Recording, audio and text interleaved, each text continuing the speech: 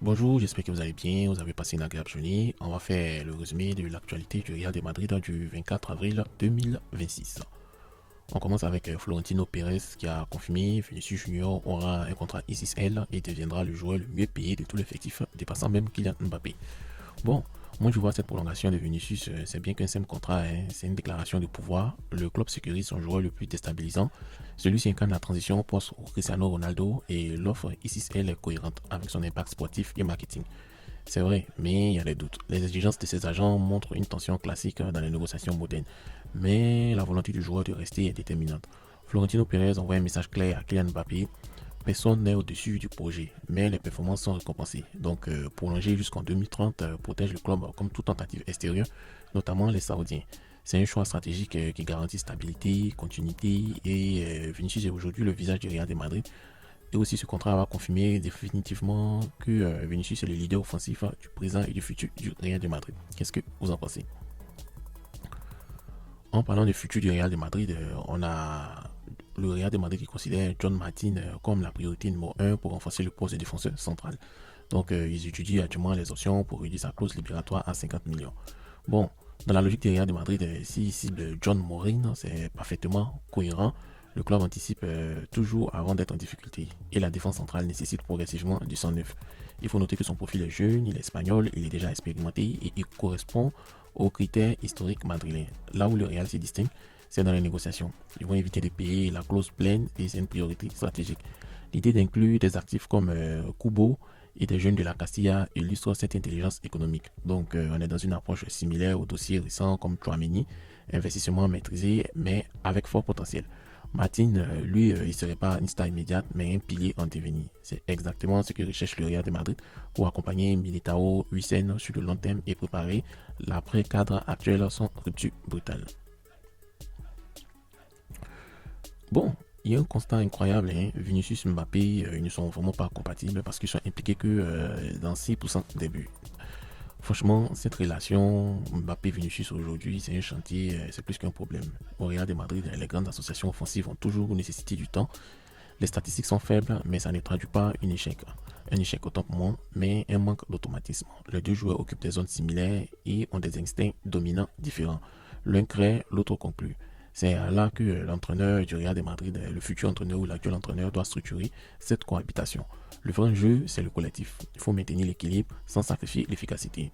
Il y a l'émergence aussi de Jude de Bellingham, de Rodrigo, qui montre que l'équipe peut fonctionner autrement, ce qui réduit la pression immédiate. Mais à long terme, il faut que leur connexion doit devenir létale. Voilà, surtout en Ligue des Champions, comme dans tous les grands duos madrilènes. Leur réussite va dépendre du temps et de l'intelligence tactique et aussi du sacrifice mutuel.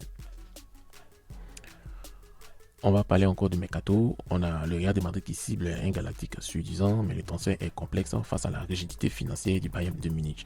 Franchement, les supporters du Real savent qu'ils veulent comme ailier gauche, ils veulent Michael Olise. Mais est-ce que ça va se faire? Non, moi je ne le pense pas, mais il y a un autre Ivoirien, Yann Diomandé, qui a le profil similaire à Michael Olise, 19 ans, et je pense qu'il peut faire l'affaire. Bon, concernant le profil de Mike Olise, il correspond parfaitement à l'évolution offensive du Real, créatif, élégant, capable de jouer entre les lignes. Il va apporter une alternative précieuse à Vinicius Junior. Cependant, ce dossier est loin d'être simple. Le Bayern de Munich n'est pas vendeur et possède une position de force contractuelle. Le prix évoqué est typiquement dissuasif, même pour le Real de Madrid. Donc, pour que l'opération devienne réaliste, il faudrait un mouvement majeur dans l'effectif, voire une vente importante. Stratégiquement, Madrid n'achète jamais sous pression. Olise reste donc une opportunité plus qu'une priorité. Mais si les conditions s'alignent, ça va être un renfort exceptionnel pour diversifier le jeu offensif et réduire la dépendance aux individualités actuelles. En parlant de la Liga, le Real de Madrid est arrivé à Séville pour affronter le Betis Séville. Ce match, ça va être un test mental pour le Real de Madrid dans une saison irrégulière. Ces rencontres déterminent la crédibilité du projet. Gagner à l'extérieur contre un adversaire qui est solide est vraiment indispensable pour l'esprit compétitif. L'équipe devra s'appuyer sur des leaders offensifs comme Kylian Mbappé et Vinicius Junior, mais aussi sur l'équilibre du milieu Federico Valverde et le vrai enjeu est collectif. Il faut vraiment imposer des rythmes, éviter les phases de flottement et c'est ça, Madrid a les armes pour gagner, mais doit retrouver la constance. Ce type de match forge les champions et une victoire relancerait la dynamique avec les échéances majeures, tandis qu'un faux pas va confirmer les doutes. Hein. Voilà, ça va renforcer les doutes. Donc le contexte actuel exige une réponse forte. Bon, concernant la lutte contre le racisme, ça a été renforcé, hein. Le Real de Madrid a soutenu Vinicius face aux sanctions exemplaires de l'UEFA.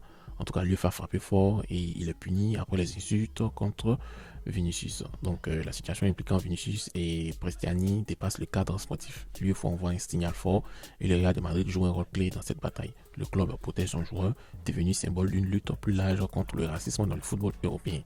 Il faut noter que cette fermeté institutionnelle est essentielle pour faire évoluer les mentalités. Sur le plan sportif, cela renforce aussi Vinicius qui transforme souvent ses tensions en motivation. Le Real ne dépend pas seulement d'un joueur, mais une image. Le Real défend une image, autant pour moi, et des valeurs. Donc cette affaire montre que le Real aussi est une puissance morale dans le football mondial, capable d'influencer les décisions au plus haut niveau. On va continuer avec le mercato. On a un duel Real de Madrid PSG pour le défenseur Gabriel d'Arsenal. Donc le dossier Gabriel montre parfaitement l'opposition entre le Real de Madrid et le Paris Saint-Germain. Madrid avance avec une méthode rajeunie, sans déséquilibrer. Gabriel, lui, c'est un profil solide, indispensable. Le club évaluera surtout son rapport qualité-prix. Face à cela, Paris peut accélérer financièrement, mais ne possède pas toujours la même stabilité sportive. Donc le choix final dépendra du joueur. Est-ce qu'il va privilégier la progression ou le salaire? Madrid garde un avantage structurel, notamment en Ligue des Champions, mais il ne va pas dévier de sa discipline économique. Donc, si le prix dépasse la valeur estimée, le club va passer à une autre cible et c'est cette rigueur qui fait sa force sur le long terme. On va terminer avec la pépite Ravi Navarro qui impressionne en Youth League et c'est le futur potentiel gardien d'élite à développer progressivement au Real de Madrid. Cette saison, franchement, il était très impressionnant et ses performances sont extrêmement prometteuses pour le Real de Madrid parce qu'il a prié dans les moments décisifs lors des séances de tir au but et ça révèle aussi un mental rare. Ce type de profil rappelle les références comme Thibaut Courtois, Iker Casillas, mais prudence, c'est essentiel. Le passage au très haut niveau, c'est vraiment brutal, surtout à ce poste. Donc, Madrid devra gérer son évolution intelligemment via la Castilla. Le talent est là, mais la constance et l'expérience feront la différence. Si son développement est bien encadré, Navarro peut devenir une solution en interne, crédible et aussi à long terme. C'est exactement ce type de réussite que recherche le club actuellement, formé plutôt qu'acheté. Donc, chers amis, c'était tout pour aujourd'hui. On se dit à très bientôt pour une autre revue.